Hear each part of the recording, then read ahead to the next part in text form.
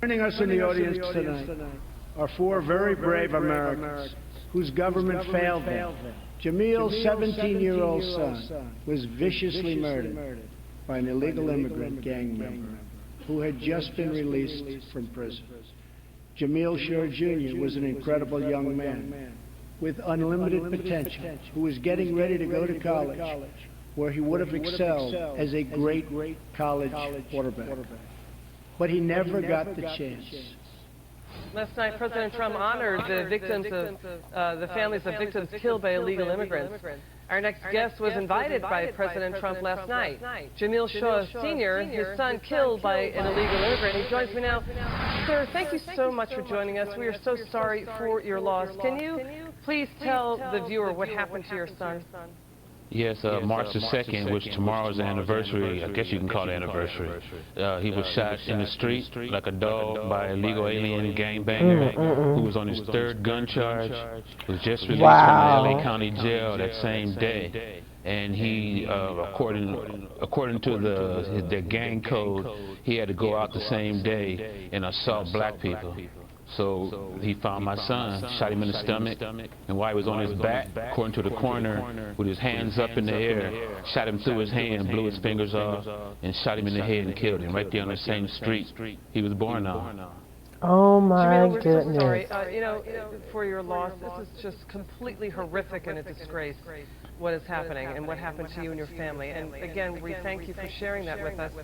President Trump says the media is ignoring victims of violence by illegal immigrants. Do you and your family feel that way?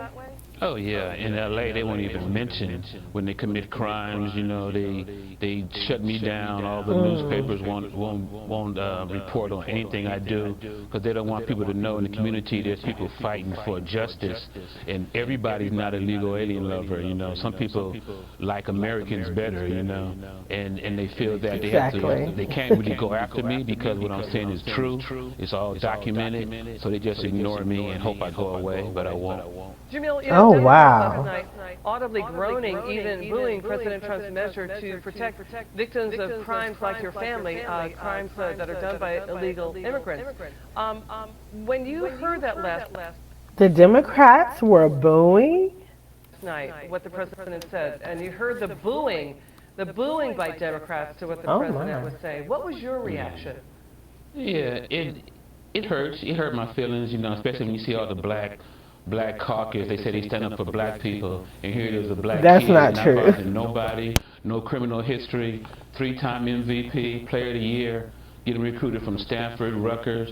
All you gotta do is stay alive, you know. And you hear people upset, like I'm doing something like some kind of foreign thing that I'm doing. I ask them all the time, well, what would you do if a legal alien shot your loved one in the street like a dog? And they always understand where I'm coming from when they put their family members in that same spot. But to hear them booing like that is, you know, it's just disrespectful. Jamil, has any Democrat stepped up and talked to you about this? Oh, just tell me that I'm being used by the white man. Pretty much every politician in LA. I've been to Sacramento, Washington, D.C. I did everything. See, this is a problem with the Black Caucus. We cannot use race when an illegal immigrant has committed a crime. You know, I'm doing all I can do, and of course not. They accuse me of starting a race riot, or accuse me of being a racist, or I'm a sellout and stuff like that. How? I'm fighting for my son. I'm pissed off. You know, Exactly. we had plans. We had a whole life, and now it's all over because of illegal aliens. But, Jamil, what do you want to say to Democrats now? What would you do? Like I ask them all the time, what would you do if it happened to you? Would you do something different than I'm doing? Or would you do the same thing? And it's usually the same thing. They'll sugarcoat it and act like it's no big deal. But they know what I'm doing right, and they should be right along with me, especially the Black Caucus. They need to be ashamed of themselves. You know, a lot of them live in California, and they know what we're going through as black people in California. There's no more black communities and no more restaurants. All the schools are full of illegal aliens. illegals, you have to learn Spanish just to even go to school. You know, it's not fair. And they sit there and they watch and they do nothing. And then when somebody positive comes along, they just tear them down like they're the problem. Jamil Shaw, Sr., thank you so much for your time again. We are so sorry for your loss, but what you're doing is a service to the country. So now let's take a look at Pedro's criminal history. So as you can see, from the 1990s, and I would say this is up to 2000, he was in the juvenile detention center for battery, for robbery, for being gang related. But these records, of course, are sealed. Now fast forward, in 2007, he was charged with a felony gun possession, an illegal firearm, and he was an illegal immigrant. He came to America at the age of 3 years old. He never should have been in the country once again. And then in 2008, he committed another heinous crime. Do you see how the crime just keeps escalating? Once they do one particular crime and they're let out, they do something even more heinous than what was committed before. So had he not been let out in 2007, after having a gun possession, a felony, and being an illegal immigrant, he should have been deported. But instead of the Democrats working with Donald Trump, they allowed him to stay. Now I have a lot of people who are saying, why are we talking about this now? Why is this relevant? This happened in 2008.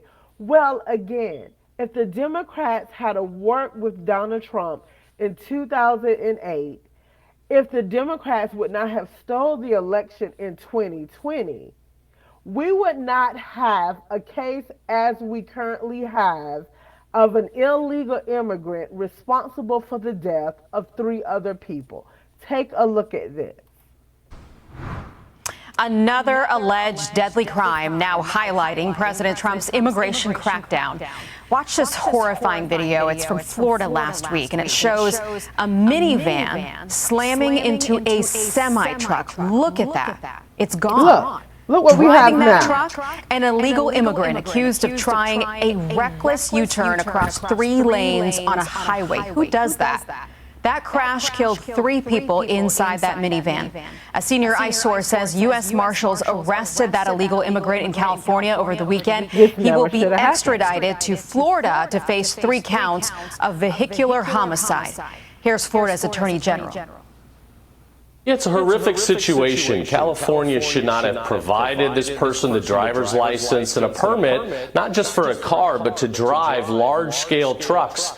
To then drive into Florida, engage in this dangerous behavior and take the lives of 3 others is really a tragedy, but it shows how dangerous the open border policies under Obama and Biden have been that have continued to wreak havoc on communities across the country. Our senior correspondent, Jonathan Siri, has more on this story. Hi, Jonathan. Hi, Aisha. Authorities have identified the truck driver as 28-year-old Harjinder Singh. And they say he was an Indian national. He faces 3 counts of vehicular homicide stemming from that fatal crash on Florida's Turnpike. It happened on Tuesday. Florida authorities say the 28-year-old trucker was making an illegal U-turn, crossing the median, using an area that was designated for official use only. You can see a minivan behind him slamming into the trailer, crushed underneath, fatally injuring 3 Florida residents who were riding inside. 2 died at the scene, a 3rd died at the hospital. State troopers issued an ICE detainer for the truck driver after learning he was an illegal migrant. Federal authorities say Singh, an Indian national, entered the U.S. illegally through the Mexico border in September of 2018. He was arrested 2 days later, but claimed he was afraid to go back to his home country. And so he was released on a $5,000 immigration bond. The White House's rapid response social media account reposted a video of the accident with a statement criticizing the state of California for granting Singh a commercial driver's license. The California governor's press office quickly responded that Singh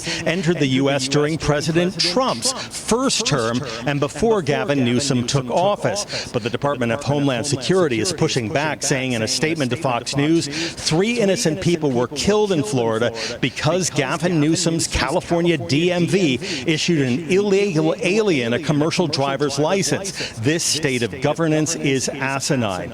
Singh is currently being held in San Joaquin County, California. He's expected to be extradited to the state of Florida sometime later this week. And Florida officials say that he will have to serve any time for a vehicular homicide conviction in that state before he is deported from the country. Aisha? Now do you see the correlation? And I want to make a correction. If Democrats would have worked with Donald Trump back in 2018, not 2008, but in 2018, we would not have this issue now. And that's the problem. The Democrats do not want to punish illegal immigrants. We have stories after stories after stories. So family, let me know what you think. Drop a comment in the comment section. How do you feel about this story? Again, remember to like, share, subscribe. Hit the notification button so you can receive all updates on new videos that I'm going to drop. And remember to always remain curious and stay bold. I'll see you in the next video. Have a good evening.